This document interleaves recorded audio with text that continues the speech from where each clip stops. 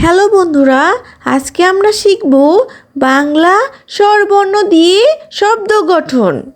স্বরে অ, স্বরে অতে অজ, স্বরে অ বর্গীয় জ অজ। স্বরে আ, স্বরে আতে আম, স্বরে আ ম আম।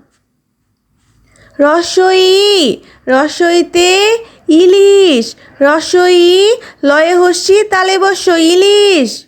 দীর্ঘই, দীর্ঘইতে ইগল, দীর্ঘই গ ল ইগল। রস্যু, রস্যুতে উট, রস্যু ট উট।